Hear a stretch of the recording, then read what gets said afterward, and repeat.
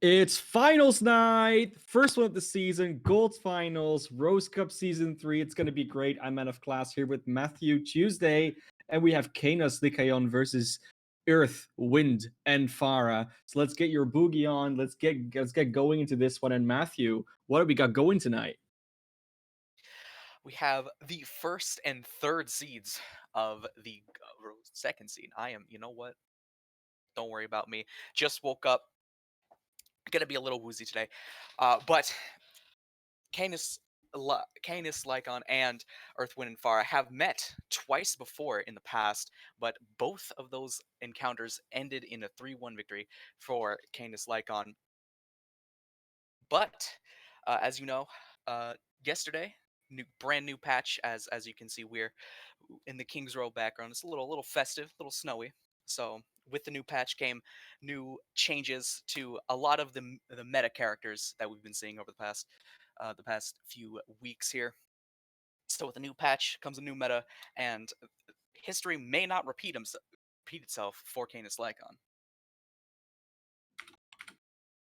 Yeah, history. It's something that likes to repeat itself, but like you said, it's not necessarily the case when you change the parameters in which history can repeat itself. So I'm really looking forward to seeing what Earth within Farah can do. Farah has gotten a little bit better in this current patch, I'd say, definitely because there's a few less shields to worry about. You can do even more splash damage. The defensive capabilities of those shields are also lessened, so the ultimates can get more value. Yeah, you have a little bit less places to hide as a counter sniper or anything like that. Of course, we can talk about all these meta subtleties, but we got to remember that it's also like a gold match. That doesn't mean that these players aren't able to play to a pretty good standard, but it does mean that there's some mechanical and some team and some positional elements that might not be completely up to snuff. So we can talk about the whole grandmaster meta, but it doesn't always add up when you play in these gold games. So I'm looking forward to see what these teams will do because they've obviously been thrown into a new patch. They're often a bit slower to adapt. I'm looking forward to it. As am I, and now we're getting the final preparations done uh, for the very first match.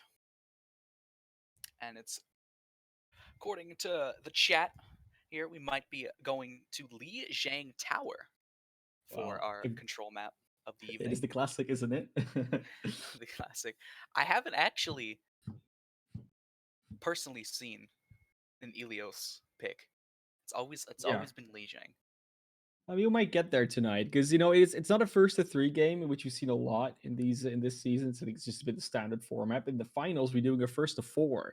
So that means if there's even one map that ends in a draw or a win for the team, which is not the team that has already won three, we're going to that second control map, which will be Ilios. So there's a pretty big chance that we could get it. But we'll see. Like honestly, going to Legion Tower first, it's the classic. Like we said, it's just something that almost every team goes for. And I mean, after map five, everything gets a little bit weird, anyways, because it rarely happens that you get there. You just go into after all those different types of things. Something other that's also a little bit different from what you normally are used to. Normally, we go out to like halftime after two maps. We were only doing it after three maps today. So it's going to be all a little bit different, the format. We'll see where we go, starting on Legion Tower Night Market. It's going to be a fun one.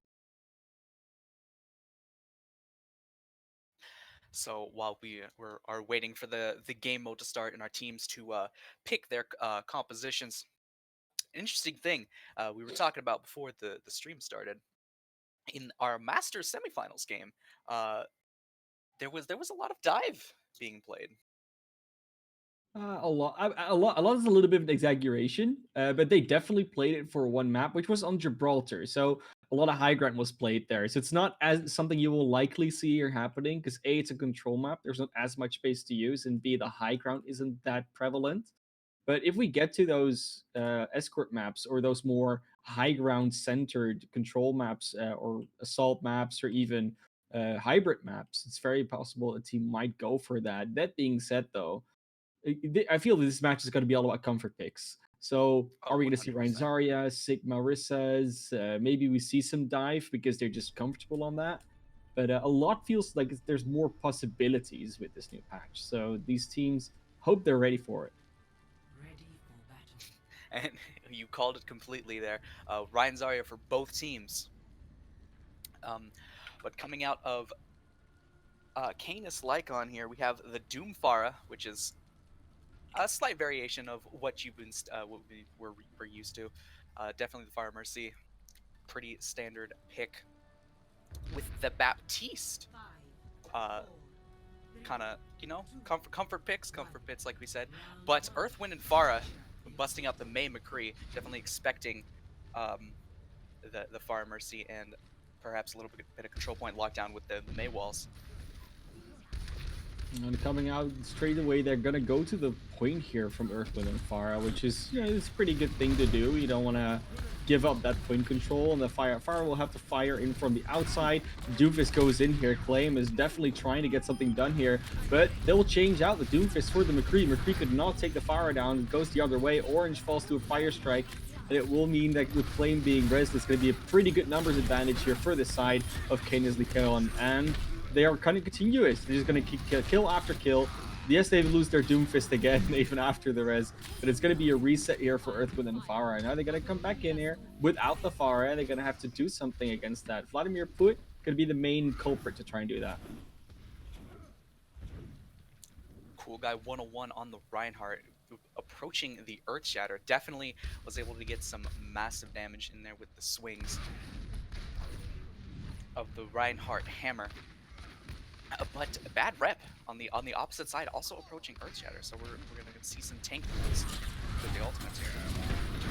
Oh, nice shatter from Cool Guy. Immediately 2 down, 3 down. Vladimir Put will not even get anything done. They switched over their DPS picks. Claim gets a 3k from that. 4k John Hawks. That's already a pretty good showing from Claim. Died 2 times in the last fight, but just made up for that in this one, I'd say. Matter able to finish the ult charge on the Earth Shatter, but Peachy Bond does have the Valkyrie to counter the engage from Bad Rep as Helix Snakes takes down Loco. Definitely a good opening pick for Earthwind and Pharah. Yeah, they try to go in with the Doomfist from the back, but they already get the BGs, no complication matrix. They do get the grab out, but the counter grab comes too, and I think there's a little bit more members. The Space Jam doesn't quite go off. It looks like with a few missed timings on those ultimates and those positioning things, it's going to be Earthwind and Pharah that's going to be able to take it back with an overwhelming ult advantage in that fight. As you said, it was the Earthwind and Pharah's ultimate advantage that won them that fight. The counter grab by John Ha. Apologies, John Ha. And Canis Lycaon not able to get the Space Jam combo off correctly. Yeah, straight away a good wall here though from the side of Claim. Just immediately make sure that Bad Rep gets charged to death. Loco will fall on the other side though, so it's a little bit even with Orgy going down and with Up the Chicken being really low here. You're gonna have to try to hold on for as long as possible because they're getting close to that last fight territory if this point gets flipped again. If Vladimir Put will fall, they're gonna be at a very low in numbers. If they're gonna get some kills here, maybe they can pull it back, but they don't really seem to have the members to get that done. Bet Rep is gonna try and stall as long as possible together with their Moira and their Lucio. They're coming back here. But it doesn't look like they're gonna be holding on for much longer. About 50%. Point will flip. And they'll get another chance to attack here though. But ultimates, wow. It's looking pretty even in the terms of ultimates with the amount that each team is building up. As it's standing so far, history does not look to be repeating. Ooh, that's a good shadow from Bet Rep. They have the Death Blossom to follow it up. The BG's Milk, Cool Guy. Only Helix Snake is the one that falls, but it's not going to be enough. You only have a Pharah alive. You're not going to be able to hold on to that. Oh, there's a Mace somewhere. I actually didn't even notice, but that's not going to be able to stall the point out. They're just going to chase them down into their spawn. I think Claim will get out alive, potentially. Yeah. But it's a good flip. Quick flip. When Pharah only having to invest about 2 of their ultimate stock. So they do have some countermeasure, no defensive ultimates, obviously. Oh, it's a nice grab coming out straight away, and I think the counter grab came in as well. So it doesn't really do much. The high noon doesn't get much either. It zones a little bit, but not doesn't get any kills. They're starting to need them because are already two members down. They need to get some kills here if they want to get this fight back in control. And the Blizzard is there from Claim. It's a nice grab here from John Hawks actually, but it doesn't get net any kills because they don't have the damage to follow it up. Vladimir Put, Orangey, Bat Rap, John Hawks, they're all falling here. And I don't think they're going to have any members to stall this for long enough to get a proper recontest. 99% overtime will start ticking, but I think as soon as that point drops, they're not going to be able to come back in time. The outcome of this the first round here on Lycaon Tower, really came down to how many ultimates you had at the right opportunity there. Canis Lycaon just had 4 ultimates to Earth, Wind, and Pharah's 2 during Yep. that very last team fight, and Earth, Wind, and Pharah just weren't able to repel them all. I think a big deal as well is it just that first fight went so convincingly into the favor of Canis Lycaon that it's so hard to just come back into that. I think Earthwood and Farah came very close to winning that round despite that. But if they manage to get a little bit of earlier contest or just take the first control, they're probably already going to be in a much better spot than they were on the last round. Of course, compositional changes coming out. We have the BGs coming out with the Ana pick, and we have double hit scan on the side of Ooh, Earth, Wind, and Pharah. So interesting. definitely some new picks that we haven't seen in a while.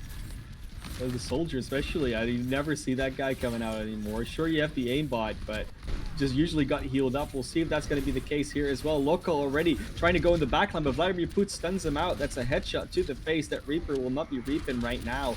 They do get through that shield of Bet Rep with the maze, so they need to be a little bit careful on the side of Earth and Fire, but they still have the numbers. Point will flip once again early in the favor of Canis here, so they need to start getting some more kills. The numbers are even now. The cool guy will fall. That's no more shield. That should mean that's a good fight for Canis, right? Sorry, for Earthwind and Pharah right now. They do lose Orangey, so a lot of healing missing, and a beautiful anti-nade from the BGs as well. Loco is going to try and pull this one back and does actually get a kill here, but it's going to be John Hawks alone.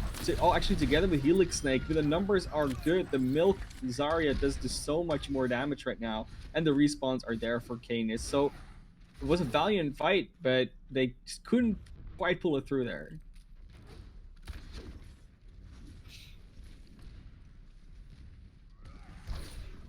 Apologies, allergies are acting up. Now, they're already fighting in the next fight right now. The wall was out from Claim early, didn't quite split anybody up. The shield's already solo from Bet Rep. We need to start approaching here without relying on the shield so much. Orangey, Vladimir Put, they're all going so low. The Shatter is there from both teams. They both get some members on the ground. I don't think anyone actually dies because of that, because both teams were quite able to follow up because of that.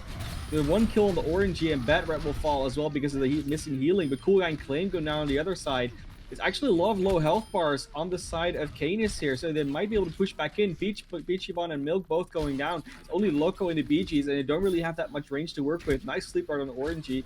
And it looks like with the numbers they have, they could very well just come back into this fight and win it straight away.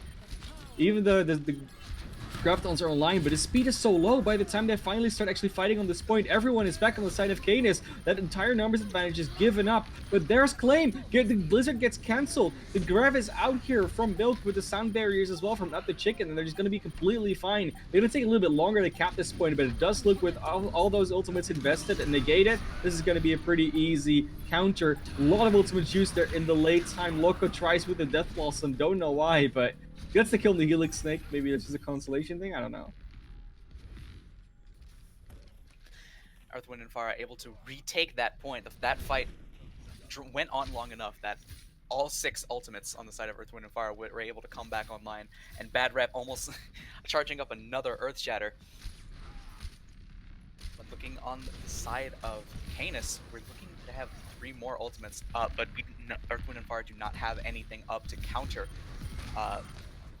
the Earth Shatter and Nano Boost combination that perhaps we're going to see. Yeah, they will be ready with that Earth Shatter on that rep side, but it's all going to be about who hits that. It feels like a good shatter from both sides, though, but the follow up is there from Cool Guy and not from Bad Rep. Means that Cool Guy gets 2 kills, is likely going to just seal that fight up straight away. No more ultimates to work with. Bichiban throws at the sound barrier for some good measure, good safety. Point's going to flip, and the overtime is going to tick down so quickly that I don't think anyone's going to be able to make it back. Looks like Canis is going to get a pretty good and I think, a pretty comfortable victory on Legion Tower. Comfortable it was, but dominant was not. And that's what we like to see. Like to see some nice and even matches from both teams. Baptiste play the game. You don't see this one too often. Probably a lot of healing done. Immortality field saving a few people probably. See how the cooldown is going down. Not just a lot of healing. I mean, I guess they were in the graph, so that makes sense. There's just a lot of healing built up. It's just good to see it. Like you said, you don't see it that often. Normally, you do see a lot of damage being done as well if you see it. But pretty good. I like it.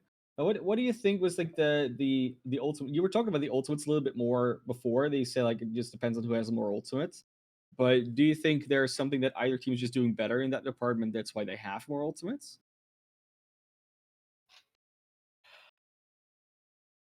I feel like Canis Lycaon is taking more advantage of bad rep's positioning. When it's not that bad rep has bad positioning, but more Earth, Wind, and Pharah is not really forcing fights as often as they really could be with their Lucio speed boost. And as a byproduct of that, Canis Lycaon able to either eliminate bad rep early in the fight or just make his team crumble around him, and obviously more damage, more ultimate charge, and that's really giving them the advantage in some of these fights. Yeah, I mean, when you're talking about that, like I also feel that what you see a lot of the time is that Canis Lycaon just uses their ultimates when they need to. I feel that Earth Within Pharah just uses a lot of ultimates just too early or just too much. Um, So yeah, we saw the last fight on Lijiang Tower, like the fight they won. They used the Grav when there's 3 enemy members left. Then they also used the Dragon into it, and then also the High Noon. And that's a little bit of an overinvestment in ultimates. Like obviously there might just have been a little bit of confusion there about what is actually happening with the ultimate economy. But unfortunately, they just weren't able to actually consolidate their ult economy as well as Canis, I think, did. So unfortunately, that's what happened there. But we will see a Temple of Anubis coming out next, and that's going to be a very different map. Obviously, a little bit more set up and having to break that defense, and that might prove to work well for Earth Within Pharah because you just start on the defense or start on an attack, and then the ult economy game works a little bit differently than it does in Control.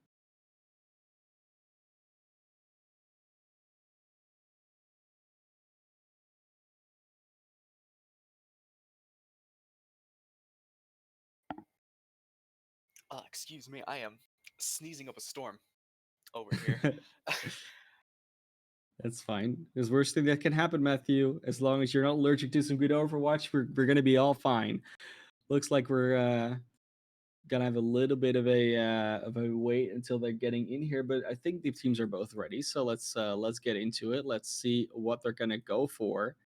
Um, yeah, I mean, like right now, we're obviously looking into a place where the defense can just set up on this high ground right now.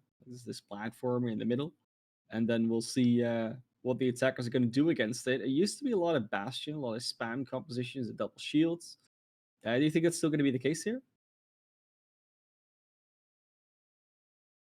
Well, if we were talking about in the higher elo ranks, maybe perhaps not with the new with the focus shifting away from the shields and more of the characters, the actual tanks, soaking up the damage with the new changes. But here in the lower elo, I would like to say it's more about what characters you're good at, what characters you're comfortable with, and with Earthwind and Pharah, that's definitely what they're going to be pulling out the double shield with a Symmetra, perhaps doing some aggressive Symmetra teleports to the point with the Reaper. And Canis Lycaon doing the good old-fashioned Orisa Hog, the old yoink and oink combination with a Mei. Obviously, Mei very powerful on defense, able to really control where the offense teams can go with the Mei walls, cutting off all different sorts of different paths. We'll see how these teams match up. Yeah, and obviously we have the switch come out. They teleport to the point successfully straight away. First stick looks to be almost going out. BG's drops him behind the enemy team on that low solo. Baptiste, the mortality field already down, goes very low as well. Helix Snake is the first one to fall though. They are in a very good position to start doing some more damage here. Barrier of Bad Rap is down, but the one of John Hawk is still down, but it does mean that the defense just gets more opportunities to get some arrows and some other damage in, and slowly but surely they're killing every single member on the side of Earth, Wind, and Pharah. No one's going to get out of this one alive, and while it was a very good early strategy, they just didn't manage to get enough damage in on the defense to deter them from defending that point properly. Helix Snake getting hooked early by Milk really set the tone for the rest of that fight. Losing one of the strongest DPS characters in the game that early in the fight, meaning Vladimir had to really put in the big DPS. Loco getting a huge pick on Orangey quite early in this fight, perhaps stalling out any potential push. Yeah, it's possible. Let's see what they're gonna go for. They're gonna just teleport to the point straight away again. They're definitely ready. Helix Snake in a little bit of the position behind the wall, but they get Blaze early. That's a nice one to get early out. A lot of shielding gone, but there's the Dragon. Loco getting 3 kills out of that. They are trading a little bit back, but they need so much more. I don't think that Death Blossom is gonna come out and do anything. And they are able to defend here, but they are 2 down. If there's a quick re-attack, they might be able to do something. Helix Snake going over to the Widowmaker could definitely aid that as well for the quick picks. Helix Snake perhaps could avenge Orangey a little bit, get the early pick on Loco. But Earth, Wind, and Pharah definitely is stacking up the ultimates. Gonna have the Sound Barrier and both tank ultimates coming up online. And Canis Lycaon investing more than a few ultimates during that last fight. So perhaps not going to have quite as good of a defense as they would like. Or not. You're really waiting for something to happen here, you know, in the department of, you know, they're just waiting a long time before they start these engages. The shield is good from Blaze though, just keep shielding the main so that Loco can easily take that duel. But Vladimir Put just gets the 3k. They already got Pichibon and Blaze out of there. Now it's just the BGs, and I don't think the BGs are going to be able to be staying alive here tonight. They're going to get that first point here with just over a minute left. Gonna get another 3 minutes added to that clock, and they have some ultimates in the bank as well, so not all bad, but it took them maybe a little bit longer than they would have wanted. It's a huge Earth Shatter from Bad Rep, able to set that up for Vladimir Put. Loco, the king of these early picks in these engages. Earth, Wind, and Pharah, perhaps they're not standing behind Bad Rep's shield as often as they really should be, as Loco is kind of free farming here. Yeah, do a lot of damage. Has the dragon ready as well, of course. So that would be will be something to we'll be ready for, to be honest. But let's see if they can keep this going. Obviously, the attackers, they have some ultimates ready as well, and they're already throwing out the coalescence. I don't know for what purpose. They're just going through the right room here. Vladimir Put gets walled off. Will just be able to wraith back to their team. So they are in this left room right now, ready to go for the next one. The Helix Snake is now on that hunt, so Vladimir Put goes in deep straight away, gets just taken out, and the wall is good, but it doesn't split anyone off, but the dragons are huge. Jonathan Hawks, though, gets 2 here. Blaze will get rezzed, but there's so much damage coming out, and they are being able to stay alive, but that ultimate of Roadhog finally breaks the last shields, breaks through everything here, and that means this point is not going to get capped today. Well, at least not right now.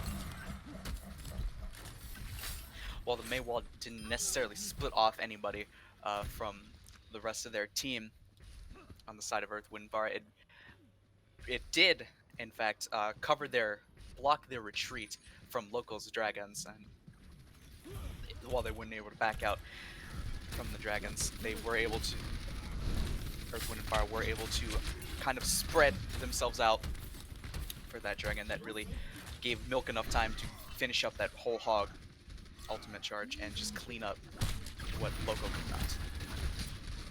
That's what you want to see right now, though. They're gonna be able to try and come back in again. Of did this? The Helix Snake will have the ultimate. Vladimir Put goes in from the flank, just jumps in, but gets hooked. We'll be able to stay alive though. The Blizzard comes out from the defense, but I don't think it's gonna catch anyone. No, it will catch Helix Snake. Bet Ret will fall as well, and that means with 3 down already, it's not gonna be a good attack here unless they can suddenly get a 6K, which just doesn't look like it's gonna happen. They're getting close to the Death Blossom though, which won it for them last time, and the Bedrep might be saving the Earth Shatter again for that. I think Earth, Wind, and Pharah do have a clear sight of what their win condition is. The big bad breath Vladimir Poot combo, the Earth Shatter and the Death Blossom, and Vladimir Poot really engaging these fights very early, trying to get as much ultimate charge as he possibly can before his team falls during these pushes. They're already looking into it, you know. They have some ultimates though. The Nova Vixen's sound barrier is going to be pretty big, probably, because that's just going to deny so much damage, or at least help them sustain through a lot of damage. And with some ultimates on the defense, Claim already has another Blizzard. That's just amazing. The Dragon comes out again. They are able to stay alive through that. Nope, 2 are already down before the sound barrier even hits. They need to start getting these kills now. If they don't do it now, they will not be able to sustain this fight and get through.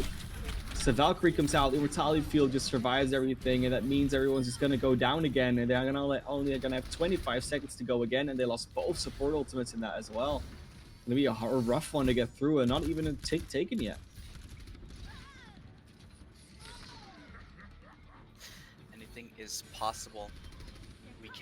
We might be able to get the classic solo queue competitive 2CP comeback.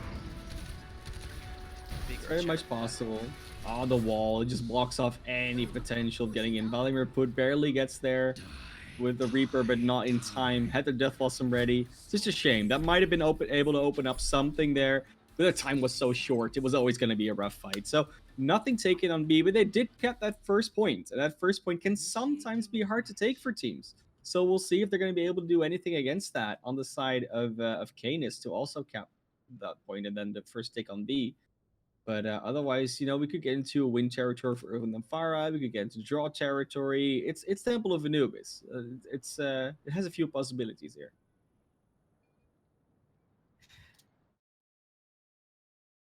Looking like we're getting a pause of some sort. Do not know what the reasoning behind it is. Might be a disconnect, so someone's ping dropping. There's just Yeah, different there it options is. that happen. You know, it's These things, I'm these usually things not. happen. Yeah, I'm usually not that scared. You know, of things like that. It's like, oh yeah, you know, it's someone's DC or something like that. It's just something that happens. Something that we cannot control. It's not really being scared. Just more like, oh, what's happening? Yeah, What's going on? What's this? exactly. But while we wait for uh, Earth, Wind, and Fire's RNG to reconnect, we can talk about how terrible this map is.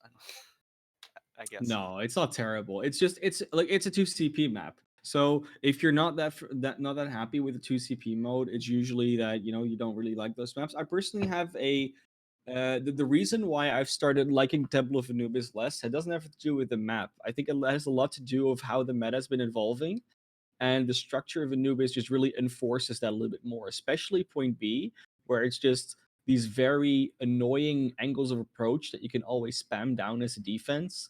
This current meta really enforces that, because if you just pick a Junkrat, those shields just break and there's nothing you can do because he just explodes you from across the map, and the grenades are just going to keep raining down. You'll never get an angle on the Junkrat either. So things like that are really what make this map annoying or hard to play sometimes right now. So I can imagine people, but I don't think it has to do with the map. I think that more has to do with the balance of the game. So um, you know, that's something that maybe they will pick a Junkrat on defense. Who knows? I don't think it would be a weird choice at all.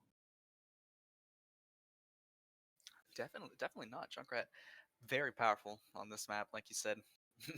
Has plenty of angles to just make your life just a living hell with those those bombs. But luckily, Waiting that for will the pause come back in. Anyway, still, I think we're still waiting for that one player to come back. We did have a disconnect player on the Earth Within Forest, just waiting for that to be resolved. But that will probably happen quite quickly. I'm not expecting that to last forever, obviously. So I mean, so far, right? I mean, we saw a pretty decent attack. Like, why do you think that Symmetra strat failed twice? Because they tried it and eventually they had to go for something else. Like, what did Canis do well? What did Earthwood and Pharah kind of miss out on? Um, yeah, just in general, like, why didn't that pan out the way they wanted it to? I think the very first push, Earthwind and Pharah were kind of taken by surprise. Well, I guess not taken by surprise, but Milk, the early pick on Helix Snake with the Symmetra really hampered their damage. Though they had Canis Lycaon did have a team composition that Reaper really excels in killing. The early pick from Milk on onto Helix and the sneaky Baptiste behind them with the immortality field and then the jump up back up to the high ground gave Yeah. Canis Lycaon just enough time to get to the point without losing the tick. And Baptiste was on the high ground, that back high ground near the control point, pretty much the entire time, and was the last person to die. Once Earth, Wind, and Pharah did eventually take the point. So their inability to take out the Pharah really, not the Pharah, the Baptiste. Apologies, Baptiste able to lay down all that healing, all that damage, especially that big amplification matrix during the final push on point A. Was really the major players in that slow take. Okay. Well, you see, we've had the rejoin happen from the side of Earthwood and Farah. Okay. Oh yeah, then I actually made a substitution here. The player couldn't either make it back, or there was something else going on, so they swapped in a new player. It was allowed by the admin staff, luckily. Otherwise, it would have been a really hard map to to still try and win. We're gonna come out here with the Reaper and the Ash. It's a little bit of a different pick here, again.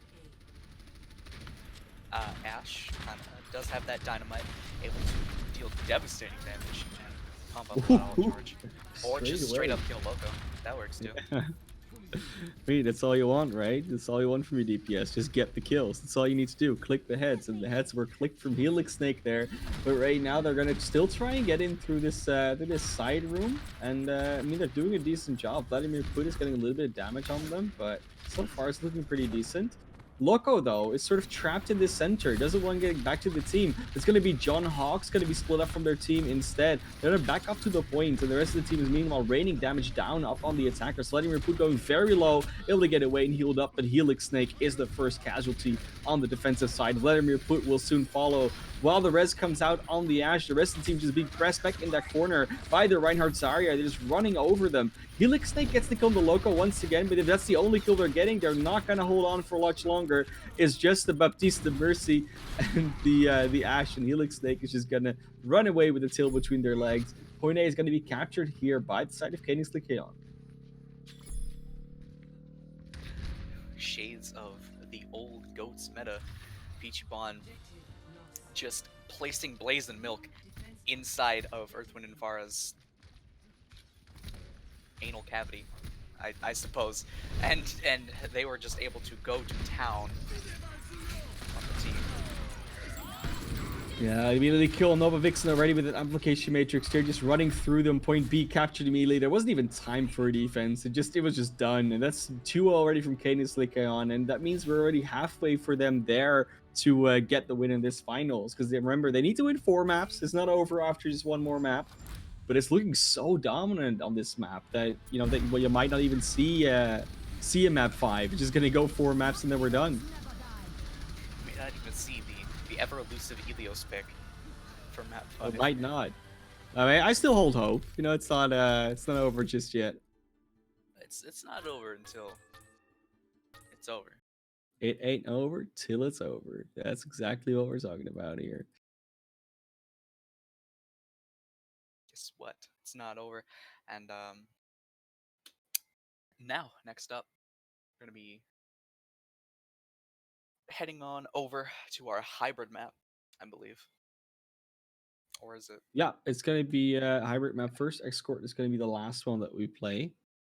So hybrid is I mean it's Kings Row Eichenwald, and I'm actually, we've seen Kings Row so many times, but Eichenwald we've seen quite a few times as well. So I really don't know what these teams would go for. What would you do if you were Earth, Wind, and Pharah? If I were on this team, definitely I would pick Kings Row. That's just just generally a more comfortable map to play on. Mhm.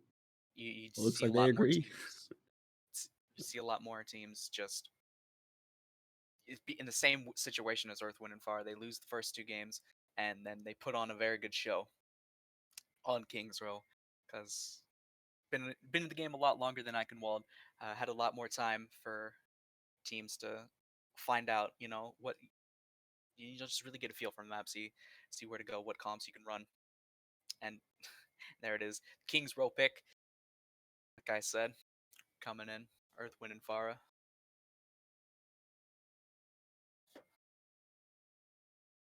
and could definitely see their name, that Fara pick, their name brand Fara pick here on Kings Row. Fara, pretty good champion for the first point uh,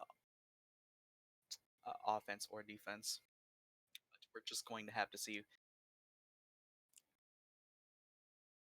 Now let's see where they're gonna go. Kings Row, obviously, map of what they're gonna go with on the defense, what they're gonna go with on the attack. That's obviously the main question right now. Like so much has changed in the meta, but both of these teams, they sort of play what they're comfortable with. Yet yes, they come sort of close to playing meta comps, but we still see a lot of difference in like how they play their supports, what DPS they run. Even the tanks are a little bit unconventional here and there. If you look at comparison to the highest of metas, I'm expecting some Brian Zarya here. Like honestly, this is the map where it's always been played. That's just what I'm seeing coming out of spawn. And there it is. Wouldn't you know it? Ryan Zarya locked in for the side of Canis Lycaon. Of course, Clayum on his patented May. We've seen him do great things these past two maps, especially on that offense, that second point take immediately. Uh, Last round on Temple of Anubis, Loco, of course, on the Hanzo. We're gonna see a pick we haven't seen in forever. Helix Snake on the Genji here on Kings Row. Genji, of course, getting buffed this past patch, having a little bit more ammunition, able to put out a little more damage before he has to, before the enemy team has that window of opportunity to take him down while he's reloading. We're gonna go for Helix Snake and Orangey for going for the Nano Blade combo here. They're already advancing pretty nicely and getting closer to the enemy team. Loco taking a lot of damage, especially already under pressure from Helix Snake on that Genji. It's gonna be the Immortality Field of Nova. Vixen going down early with the PGs, also losing theirs. It's gonna be Vladimir Put going down to that Fire Strike first of all.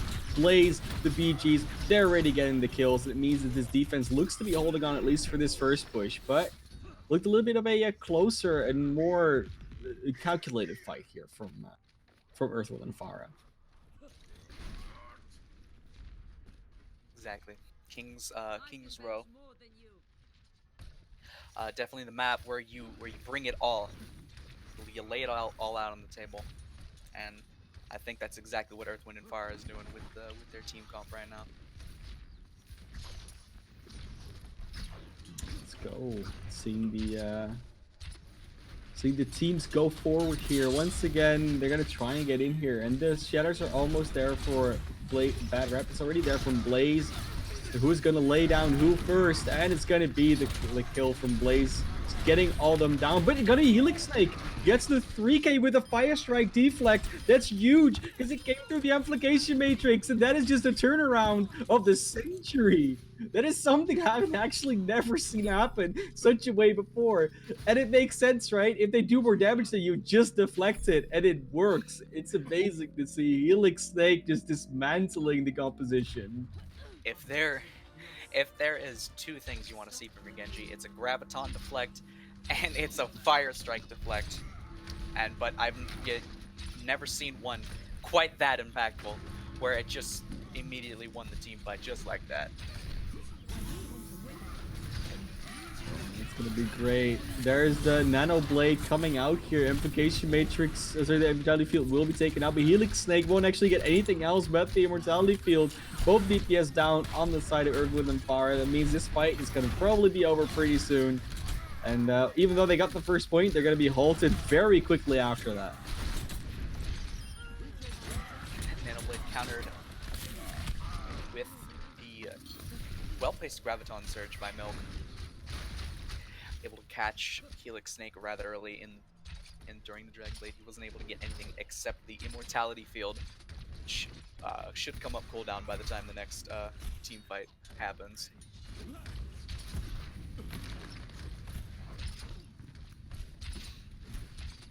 And obviously they're gonna go through this. Their Flying Recruit's gonna over to the Reaper once again. He's ready to get that Wreath. Nice Dragon Strike, but I think it does nothing else but zoning. Will lead to a kill on the Orangey, John Hawks, and Bat Rep.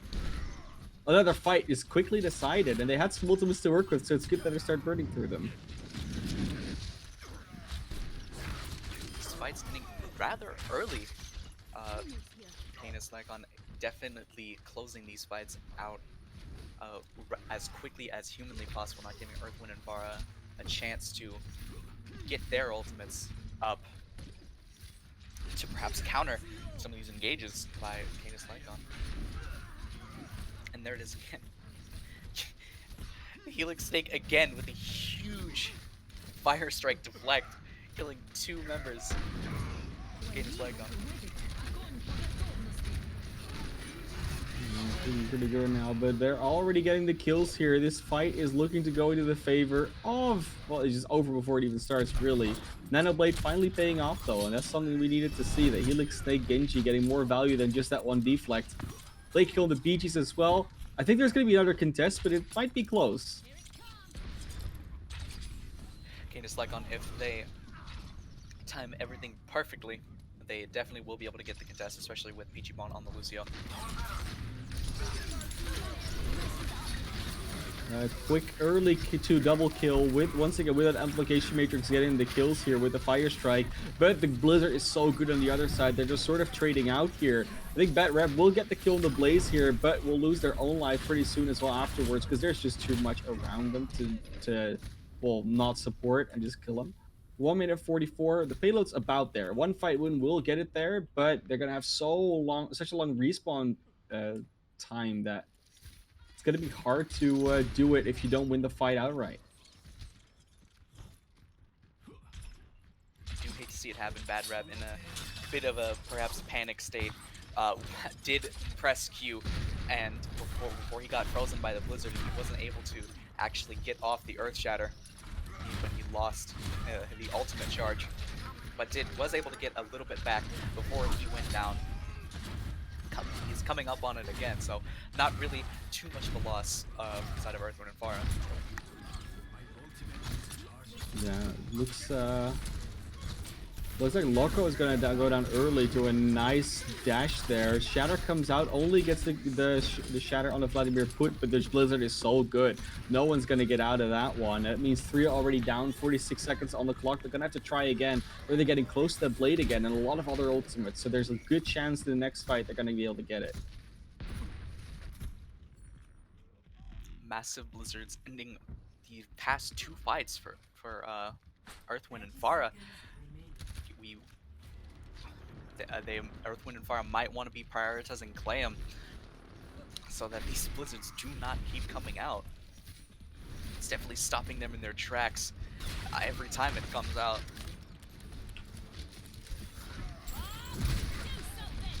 Yeah, there's already the ultimates. Vladimir puts Bob is going to be there. The Blade as well. They just get a 3K. Helix Snake is starting to get that backpack back on. Gets the 4K. The two others have already died as well. That means in overtime they will get point B. 1.5 minutes for point C though. Not a lot of time to work with, but they do still have some tools left, and they have some time left. It's not like it's overtime already. Vladimir Putin with the well-positioned Bob actually, stunning Blaze out of his charge there, giving Bad Rep the perfect opportunity. Lined up the Earth Shatter just for him, so that Helix Snake could definitely get that huge Dragon Blade. Dragon Stride out straight away from Loco. Already gets 1 kill. Immortality Field is down. Bet Rat will fall too. Must mean that's going to be a hard time to still win. Claim does fall on the other side, meaning that they need a little bit more to maybe push this one back. But with Helix Snake going down, I don't think they're going to be able to do that. They get a counter kill to Blaze because he goes in a little bit too deep with that charge. The respawns were already there, so now they actually have a chance to go in there. They have the members now. I think everyone's back up. This could be dangerous here for the defense, and they are pushing forward fast. They really don't want to waste any time. They want to use that numbers advantage. They do stop here. They don't go further. That means that Blaze is going to be back now. Has that Earth Shatter ready. They need to be really careful about that one. Another Blizzard here, but Bat Rep gets the charge onto Blaze through that Blizzard, doesn't get frozen, and they manage to stay alive through it. The BGs lose their mortality field. They use Loco. They lose Milk. Bat Rep will go down, but he's so rare from the team that this fight's actually going to go into the favor of Earth, Wind, and Pharah right now. But it doesn't matter. Orange Hill will get shattered and taken down by Blaze. And with the brawliness on this point, the scrappiness on this point, yes, they will finally start pushing it again. But the respawns are already coming back in here from Canis. And Canis is doing a good job of just stalling this out. The Implication Matrix will mean the end of the life of Milk. And with that chatter coming in, it's going to be hard to stay alive here. Bichi just gets healed up by the Bichis on that high ground consistently. They keep stalling at this point. The Nano Blade is out. Are they going to get any kills from it? They're getting so low, but the Immortality Field is just in time. Doesn't look like they're going to get any kills out of that one. And the health bars are getting so high. Blaze is going so low, but will stay alive. 1 health. Claim and Blaze will finally fall because of that Graviton, and they start slowly whittling them down. But Loco is back in the background. They take down Orange and Helix Snake, but I think finally they're gonna get the completion of the map. A very long fight with a lot of scrappy play, but in the end, it was Earth and Pharah just stayed on top of the situation.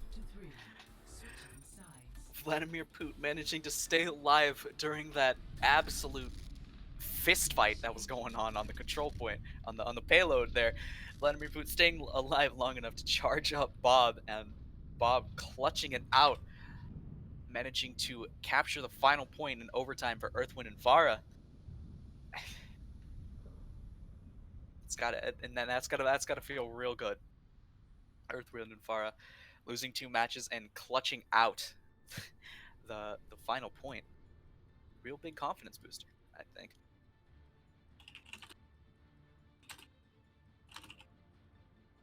Yeah, now we're gonna go see the other round, of course, of this. The other half.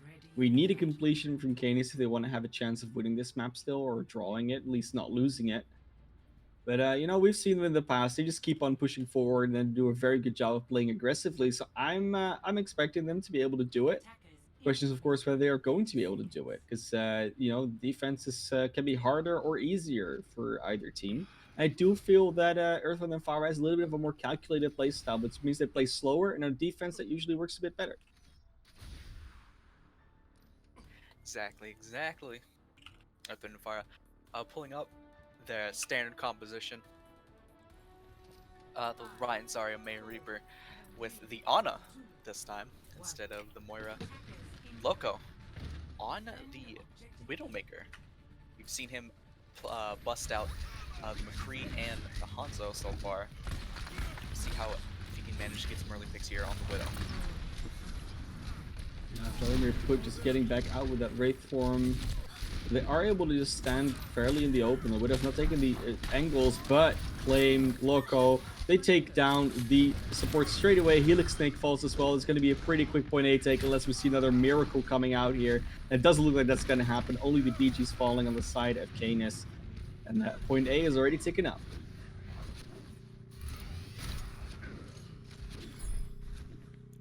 Canis Lycaon definitely taking a more aggressive approach, filing immediately into the left side hotel. Yep, Loco gets that kill on the Helix Snake as well. He's gonna have to try again here. Loco really, really clicking on heads right now. Getting some definitely important and early picks. Making sure Earthman and Pharah have just no chance to defend here. Yeah, and they keep taking these fights with members down. Now you see Nova Vixion going over to try and 1v1 the Widowmaker. They do get claim, but John Hawks and Bad Rep are already downstream, missing a lot of tanking.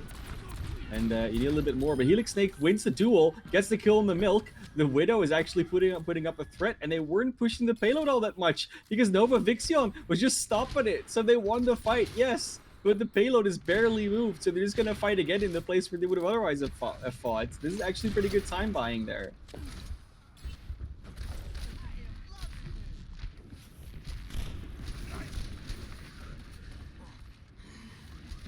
The fight's starting up again. See a beautiful, beautiful Graviton. Meteor Strike to follow it up. They just get to do DPS kills straight on the way on that. But John Hawks and Nova Vixon just pull one back. We get a bloodthirsty Lucio here, gets 2 kills. And with that payload still not moving, it's looking actually like a pretty decent defense so far.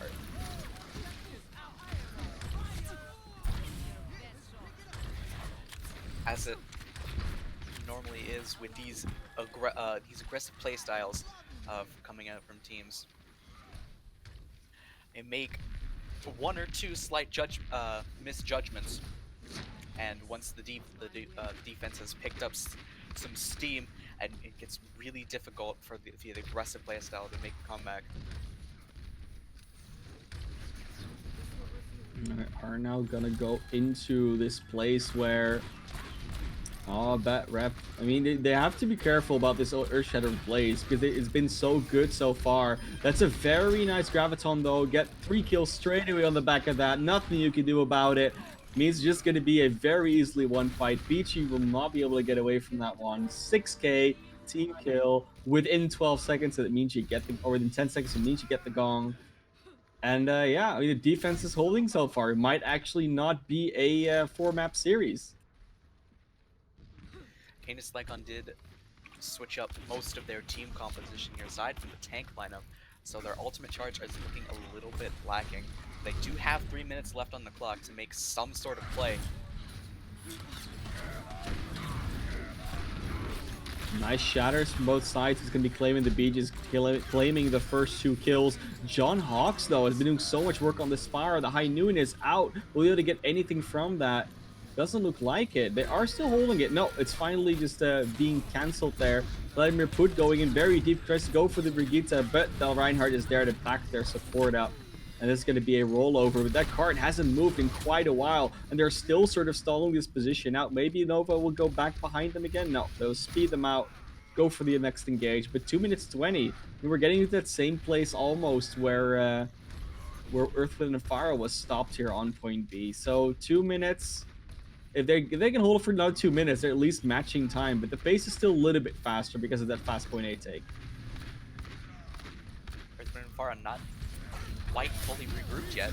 Ooh, there's the Graviton with the Meteor Strike. Once again, the combo, but Loco follows it up finally with that the High Noon. Meteor Strike comes in from Helix Snake, doesn't get anything from it, but John Hawks will be able to get a kill onto Loco.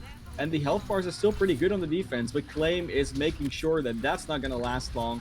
Orangey just trying to stall out this card for as long as possible to get over Helix Snakes and John Hawks. They're still doing the damage here, but they're not going to be able to be around for long. John Hawks will have the grab, will not choose to use it. It's obviously a 1v4 fight as a Zarya, as usually not one you win even with the grab.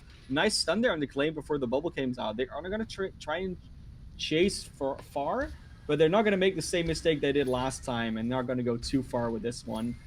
Payload is moving, but 2 minutes 45 is not a huge time bank, and if they get it under a minute, that's a good place to be.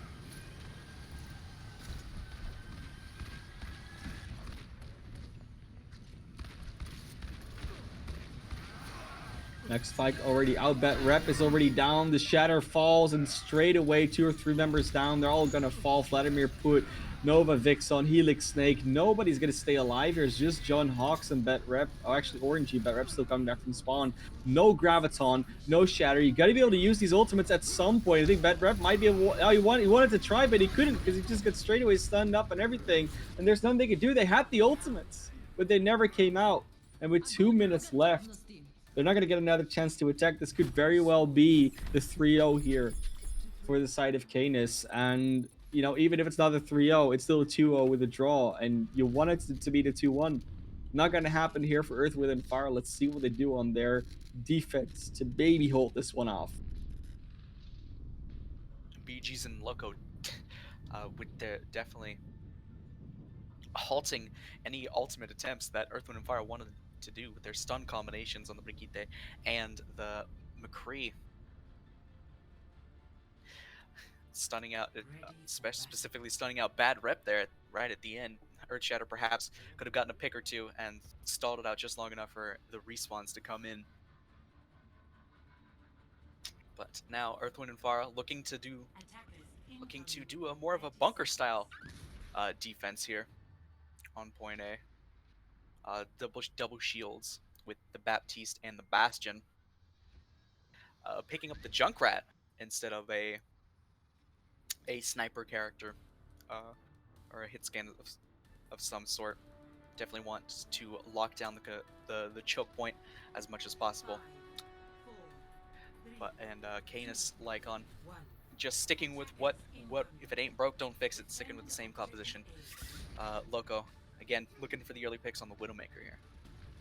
It's gonna be a lot harder when everyone's hiding behind both those shields in that bunker, and they're gonna have just a abundance of damage. Helix Snake already backing off though. They're changing their position. They don't want to give the wide angle to the Widowmaker, so Loco's gonna have to relocate. Will able to do so. Nova Vixen though. Oh, that would have been a very good opening pick if you hit that one.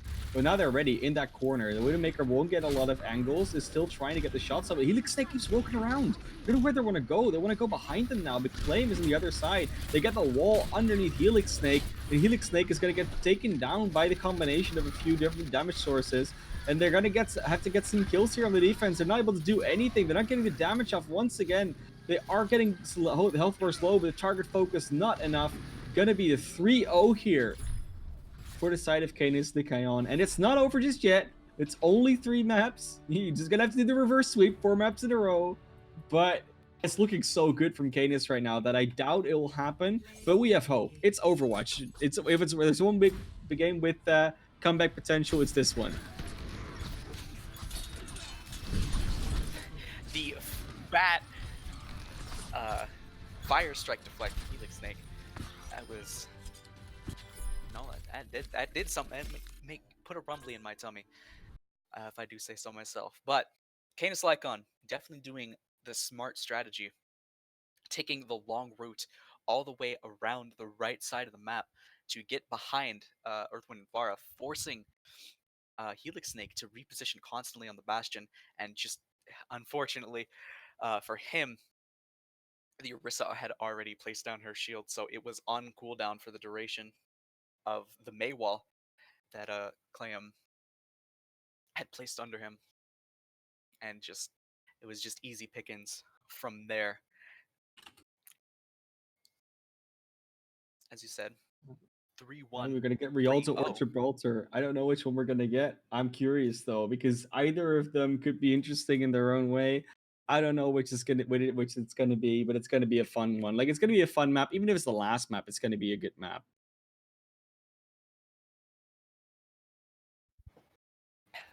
Exactly. And it looks like the choice has come out here. We're going to Rialto. But first halftime though. Like, it's gonna be Rialto, but it's gonna be halftime first. Gonna leave them a little bit of a chance to talk about this and create a comeback plan. Because if Earth, Wind, and Pharah wants to do anything, they gotta, of course, reverse sweep 4 maps in a row. They gotta win, and that's not an easy task. So they need some time to prepare for that. To talk about that. So we're gonna throw it at halftime. We'll be right back with you. Don't miss anything because we're gonna get into the end of this finals, the first finals of the season.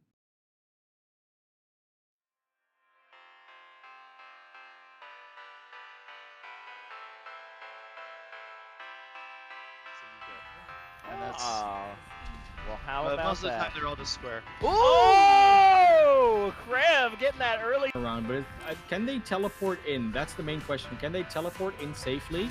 Anything happening? It looks like they want to teleport up to the far high ground here. They actually, that was such a smart play. They used That the was wall an insane to get play. on. That was insane, and now they're just on the point. They are walled off though, so Storm Creator is already down. One of the longer ones that I've seen ever. It just keeps on going with all these sustainable heroes.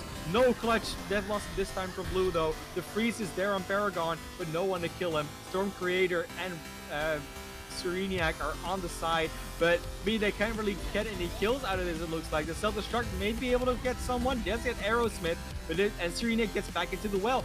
Nexus actually falling in this time. No more Reaper. They're losing the DPS. Paragon is trying to swing around here, but Sereniac just pumps in the damage with those Diva shotguns. Osprey trying to get another boop in, but it's going to be Blue actually getting Paragon from the other angle. Blue teleporting forward, goes for a will. Can they actually get it back? It's insane. This fight is going on forever, and they catch it back. The volcanic violence. Engage, but this is not what you want when you're going against double barrier and a huge ultimate gravitic flux from Prince Cats. He gets 3 of them with the help of his team. Awesome play there. To the rock accretion, kind of just taking a little bit damage down, and of course the first kill going to be coming over to Very Cool, who was playing on the Hanzo, so unfortunately he's not going to be able to get any picks here. Voltage doing a good work here of cleaning up the kills as this power of the Mei here, walling off connection lost, preventing them from getting onto the team. Nyquist tries to come in, gets counterpunched by No Karen. In fact, she just says no right back, and you see, damn it, Karen, wall going up, charge coming in from Despair. The power really of the combination with the Mei, and that's going to be a push to choke to hold them here. That's really where they do well, even throwing Meteor Strike out with the Shatter. Nice combo. If Loco can get it off early, that's gonna be the biggest thing if they see that Nano Blade coming. And it looks like here it comes.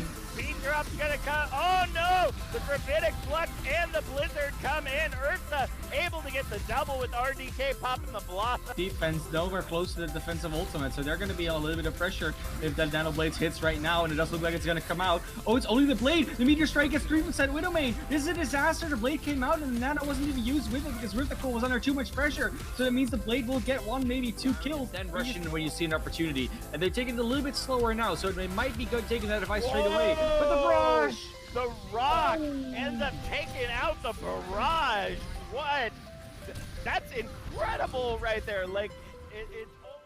And we'll see that there with the Coalescence being used to try and hold it, but it's not going to work. Yes, the Bongo will take down the Fist will take down the Bongo, which is nice to see, but Maddie's surprisingly going huge here, getting the kills, which is the power of Doomfist. Idea on that one, Bafra is able to follow up there onto Lord Yukon. It's a 5v6 battle as again, Voltage obviously, as we saw in chat, has some wings right there, getting to the high ground, melting anyone that didn't realize that they used tank mode to get up onto that high ground. We're going to see Lord Yukon, the only one left to try to hold on to the objective, get melted by Voltage. We see the on the Desi, so it's still going to be that 5 in. The res comes on to Bastion, so all was for naught in the end. Bab goes down. Immortality Field was dropped on the card, but it was shredded by the Bastion. Hammond just trying to stall eyes, but getting Sigma 9!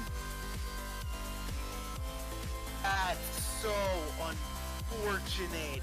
Finds Volta and Fortal with a charge kill on Define. That's 2 quick kills, 3. This Reaper will fall. Pilot will fall as soon as they get out of this race form. Unless they get out with the TP. Looks like they're just going to try to stall out points as much as they can, but a quick swap at around 20%. It's going to come through for the Smilers. Comes back with a res, and now the Window of Pain coming down for XC.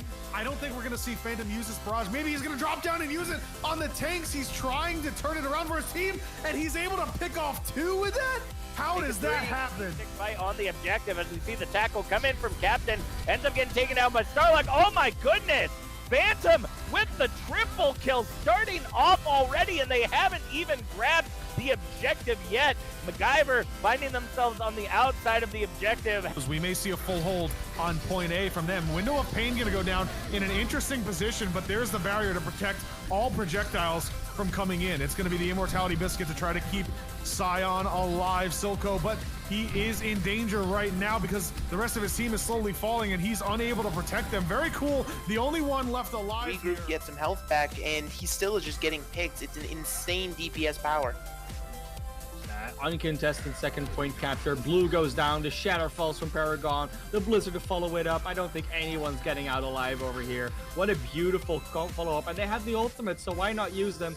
Pacifist last to fall. Looking for it, and it's going to be really difficult for anybody to catch him out. Wait, can the Lucio see him? The Lucio sees him. Lucio sees him. He's stuck in there. The nano charge. Oh, takes down the Reinhardt.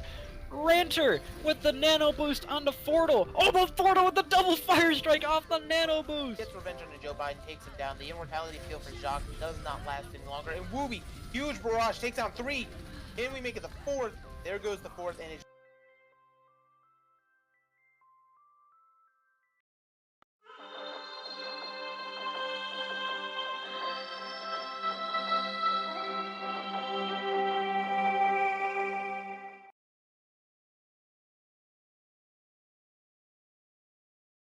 Welcome back, everybody. We're still in the gold finals here at the Rose Cup Season 3. And it's, of course, the first finals of the season. Canis Lycaon is leading with a 3-0. Earthwind and Pharah, I hope they did something in that halftime to really get their game back together, because it didn't quite come together for them in the first 3 maps, and they need a lot to turn this one around. 4-map sweep, it's going to be hard. I mean, we've seen them turn around fights. Now they need to turn around the game, Mega Lad. Oh, not Mega Lad. You're Matthew. You're not Mega Lad. I'm so used to that guy. I don't know what it is. Oh, okay. Like you said, Earthwind and Pharah need to come back 4 wins in a row. Reverse sweep. It's improbable, but not impossible. We're looking at what could potentially be the last map that we play on Earthwind and Pharah's pick for our escort match today, Rialto. Looking at what Earthwind and Pharah pulled out on the defense, the very last point on very last round, I should say, on King's Row. Definitely not a surprising map pick that they chose Rialto over Watchpoint Gibraltar. No, I mean it's just I don't think either one of them would necessarily be better or worse for them, but with their Ryan Zarya play, I feel like it might be better for them to just go to Rialto. It's a little bit more suited to that play style, so it does make sense. But Canis has been looking so good lately, or like on these last 3 maps, and just throughout the entire season as well. I mean, their last loss was in week 2 of this 14 and now 15th week season. That it was always going to be an uphill battle for Earthwind and Pharah, but it does look like it's a little bit more of an uphill battle than anyone may have expected. Going into this map, though, I'm yeah, I don't know. Like Earthwind and Pharah, like once again, they have to change up so much to just get this performance boost all of a sudden that I don't know if that's possible, but I have hope. You know, I always have hope. Maybe somebody on the Earthwind and Fire roster is secretly just a repressed GM. Maybe they didn't climb to GM, but that's where their skills are. You know what I'm saying? They can. I believe. Everyone loves a good underdog story. That's become my catchphrase over the past few games that I've casted here at the Rose Cup, but it's true. Yeah, like it's always true, but I don't know. Like, we're waiting for Earthwind and Pharah to give us the go ahead to actually start this game, but it's I don't know if it's actually happening. I don't know if they're. I hope they're back from halftime, because obviously, you know, we need to get this match going at some point again. I hope they haven't gone. I don't know. I hope they haven't gone take a nap or something. That would really be a little bit of a bummer to end the series on that. But let's see. Let's see if we can get them back in. Do anything to them. Let's just have a few things to talk about. Obviously, you know, like we said, the first playoffs of the season. We aren't actually ready to close out the season just yet. There's going to be quite a few things that are still going to need to happen, which is, of course, the grand finals of all the other divisions and the rest of their playoffs. We're also going to have, you know, a little bit of an all-star game coming up at the end of the season as usual, for which voting is already open or will be open soon. So a lot is still to happen. We're not done just yet. And before the holiday season gets, there are going to be a lot of gifts coming out from the Rose Cup in the form of some excellent Overwatch to watch. And I don't know, it's going to be a great one. It's we're looking to get this going. There was a few things going on here with both these teams, so we're just waiting for them to to get this next round going. Getting a new player in. It looks like Vladimir Put is going to be subbed out here for Jag the Nerd, which is going to be a different DPS player. We've seen Vladimir do some work here and there, but yeah, it's going to be Jag coming in here pretty soon, it looks like, and that could be a pretty fun thing to see.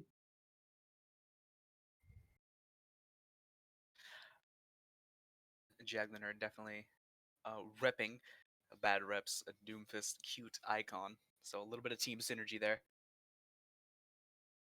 Now over half of the Earthwind and Pharah do have cute icons going into this match, so maybe that'll just be the boost that they need to get this match, clutch it out for a victory here.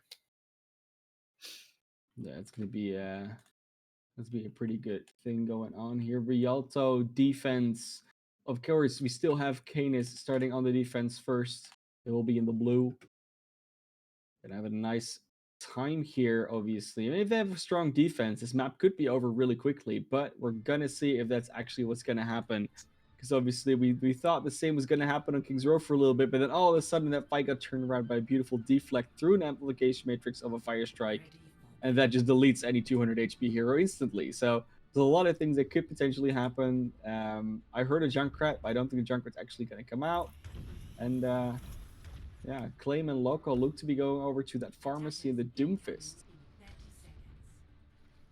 We're looking like to have a pharmacy mirror on both comps here, unless Nova Vixen has other plans. But I do not think that they do. Helix Snake, definitely a great Genji performance last round on King's Row, so busting that out again. There's the Mercy pick from Nova Vixen. Pretty standard comps. We've seen it for both teams here during these set of matches. So now it's Earthwind Pharah's time to shine. Earthwind Pharah trying to go in hard straight away. They're going at the pharmacy as well, but Nova Vixen already booped off the map by Locos. Nice boop. So low on both of those tanks. There's almost no health of them left, and they do fall straight away. Claim will lose their life. I don't know if the res can come in on that, but that would be a pretty nice early kill them, and then just go aggressively back in on. And it will be Jag the Nerd going down late. Unfortunately, so that means that numbers advantage will not be happening. Nova Vixen make the interesting pick to not leave the spawn with the Pharmacy, but Jag the Nerd definitely will switch onto that rig to take down the opposing Pharmacy.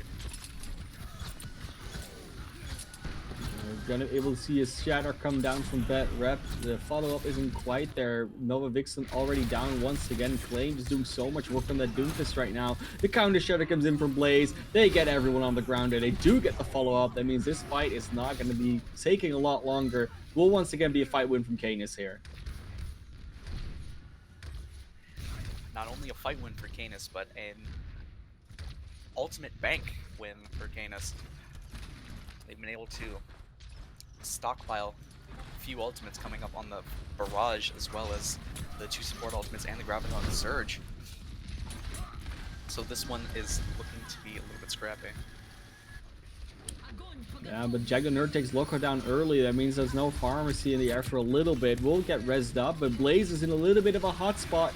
Will not be able to get out with this alive. No, the Immortality Field saved him just in time, but not for long enough against that Blade. And so many are going down. Yes, John Hawks, he's getting taken down by the barrage of Loco, but they're likely going to be able to just power through anyways. Jag the Nerd on 2 HP still throws out the Deadeye. Will be able to zone out the Doomfist of Claim at least, but they still got to push this card further. It hasn't really moved. Claim gets in with another punch, but they have the healing there. They have the members there. Where's the Meteor Strike going to land? They just run away. I don't know why they run away. I mean, it's just going to go for you regardless. And then they got to go back forward and try to push that card again. Meanwhile, Orangey has gone down because they were just a little bit too far forward. Loco back on the McCree now. Milk is the last one on the cart, will get taken out, and they're gonna just continue this cart, but will that be another contest, you think? Without the Lucio, it's definitely going to be a bit more difficult to get the full regroup, or if Earthwind and Pharah just play the aggressive strategy and the payload doesn't reach the control point in time. There's a nice shatter coming out from Bad Rep. Won't actually land on anybody. It will fall. The shatter from Blaze is once again a lot more effective. We'll get a few kills. And with 1 minute remaining, going to be one or maybe two more opportunities to get this payload to that first point. And if they don't, that's going to be a very hard one to defend. Although we just see the defense coming out from this one, so it's always possible they just flip that around.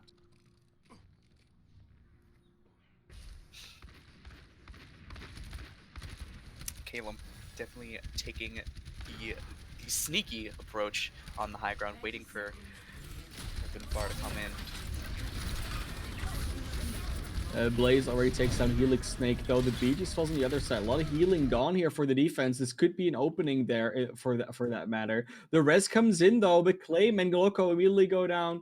I think we're gonna get a pause here because our producer disconnected. But that's probably going to be too late before this round ends. Let's just see what happens if they cap the first point or not. Going to be a little bit of an audio radio cast here right now. I'm sorry about that, guys. Because the tire is coming out from Jack the Nerd. Will it get anything? No, it gets taken out by Loco. This fight's going on forever right now. It's going to decide whether or not we're going to go to the next round or whether this point is going to get capped. Claim comes into the back. Jack the Nerd will die here, unfortunately. And yeah, right now we're just looking forward to this fight ending somehow. Claim and John Hawks just trading out blows. Right now, the Helix Snake is there with that Tag Visor. Once again, the res gets off. Peachy Bomb. This fight's gone on for longer than 30 seconds, meaning the res was back up. Milk ready with that Zarya bubble.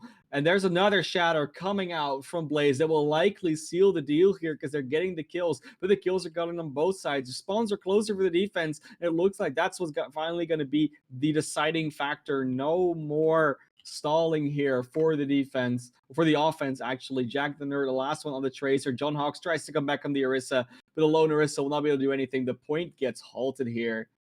And that is where this round's going to flip. And unfortunately, Earth, Wind, and Pharah didn't get it further than almost point A. And that means they're going to have a momentous task to stop them from just getting 4-0'd in this grand finals. If Canis Lycaon can do it, Earth, Wind, and Pharah definitely have the opportunity to do it. It's not impossible, but as you said, it is a mountain and a half to climb for Earth, Wind, and Pharah. They're going to have to pull out their best. And one constant factor during most of these team fights that was happening was the trading Earth Shatters between Bad Rep and Blaze. Bad Rep would get 1 or 2 knockdowns with the Earth Shatter, maybe get a pick, but then Blaze would immediately counter back with a huge 3 or 4 man Earth Shatter, and that would more often than not would end the fight. So we're going to see if on the defense Bad Rep can channel a little bit of that energy and get these Earth Shatters on point.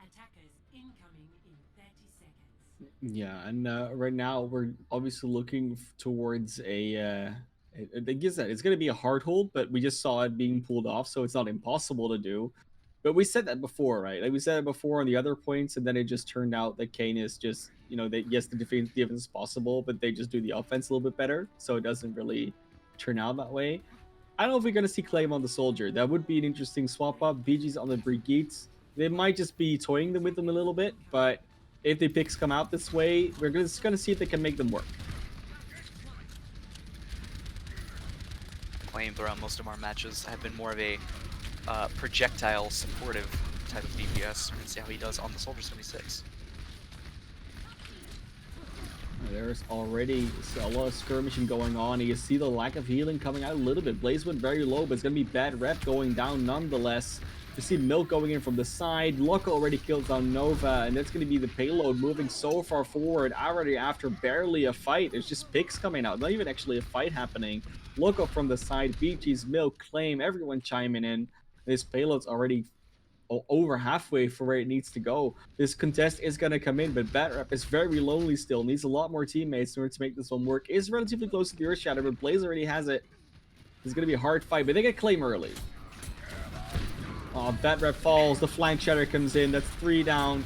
Already Jack the Nerd falling. Bad Rep down as well. Orangey just loses their life instantly. That Dragon's going to seal the deal, I feel. It's only 2 left, and Helix and Nova will not be able to stop this payload. 2 minute 46 still on the clock. That's 1 minute 14. They complete this map, complete their 4 map sweep of this series, and they claim the title of the Gold Division champions in the Rose Cup Season 3. They are Canis Lycaon.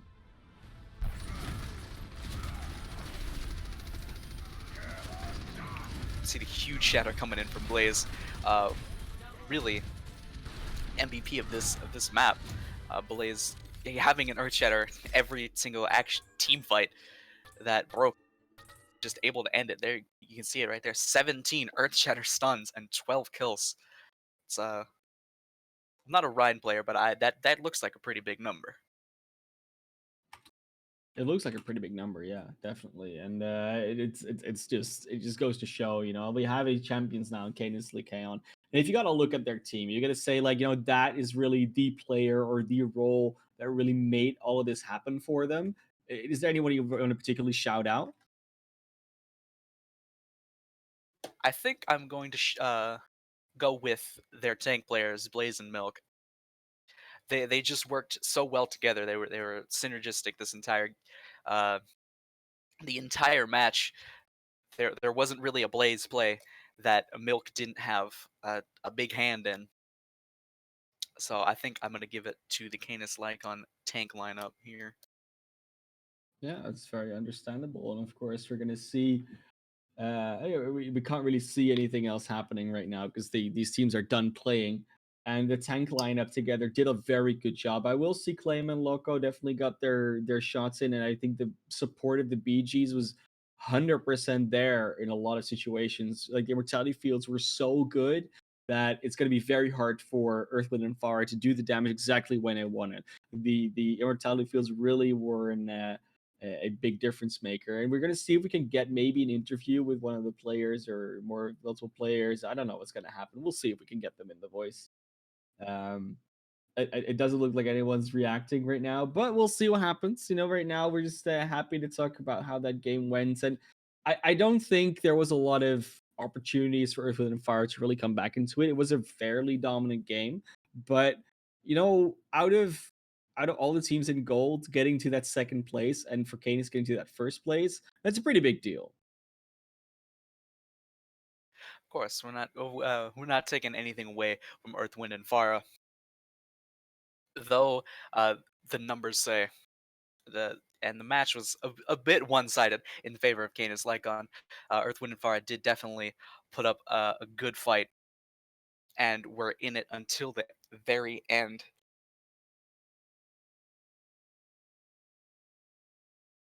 No, is waiting. I don't think we're gonna get an interview here. That's okay. Canis wins that beautiful championship, Rose Cup Season 3 Gold champions. Give them a round of applause. We'll see them. We'll probably see them in the next season. If we don't, we'll probably see the players around. So give them congrats in the chat. Go give them congrats in our Discord server if you're in there. And let's celebrate these players. Vote for your All Stars if you see them for the Gold division. And we're gonna have some great games coming up. Of course, Rose Cup is not done just yet. We had a first finals, but there's a lot of more games to be played in the other divisions. So be sure to tune in. I've been Men of Class, joined by Matthew Tuesday and First Night of Knee in the production booth behind us. We hope to see you in the next one. We hope you had a great time, and we hope you're going to have so many more great times, minutes, hours, and seconds in the coming games that you watch with us. Have a great night, and we'll see you in the next one.